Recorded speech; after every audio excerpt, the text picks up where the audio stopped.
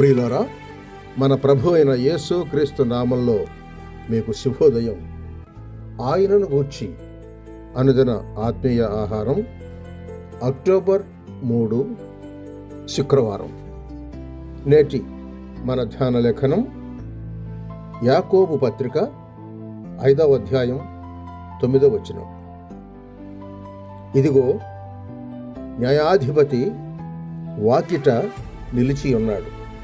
వ్యాఖ్యానాంశం: ఆయన కొరకైన నిరీక్షణ ఎంత ఆనందం. వ్యాఖ్యానాంశం: ఆయన కొరకైన నిరీక్షణ ఎంత ఆనందం. వ్యాఖ్యానం: క్రీస్తు రెండవ రాకడ సంబంధమైన ఆయా సూచనలు ఈ అధ్యాయంలో 3 చెప్పబడ్డాయి. కొన్నిటిని పరిశీలిద్దాం. వ్యవసాయకుడు వర్షం కొరకు కాచుకొని ఆఖరికి విలువైన భూఫలం ఓపికతో సమకూర్చుకొనును అని 5వ అధ్యాయం 7వ వచనంలో చూస్తున్నాం. క్రీస్తు సకాలానికి వచ్చి విలువైన ఫలంగా తన సంఘాన్ని కోసుకుంటాడు.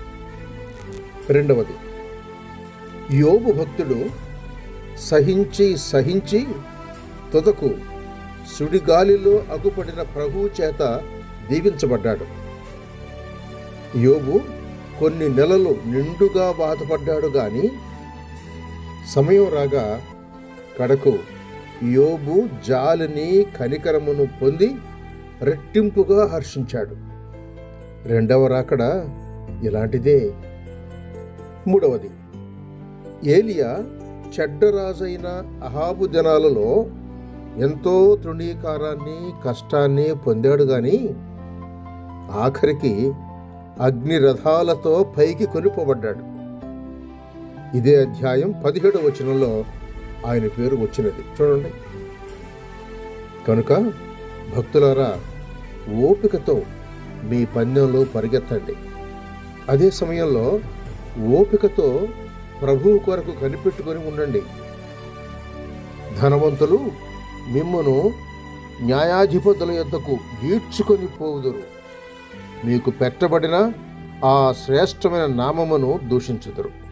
అయినను న్యాయాధిపతి వాకిట ఉన్నాడు. ధైర్యం తెచ్చుకొనుడి. సుడిగాలి వచ్చినట్లు ప్రభువు వేగిరముగా వచ్చి మిమ్మును తన దగ్గరకు చేర్చుకుంటాడు. అంతటా ఇడుములన్నీ పూర్తిగా అంతరిస్తాయి. ఆయన వచ్చుచున్నాడు అని నిరీక్షణతో ఉండండి. సహోదరుడు సైలస్ ఫాక్స్. శుభములతో వందనాలు.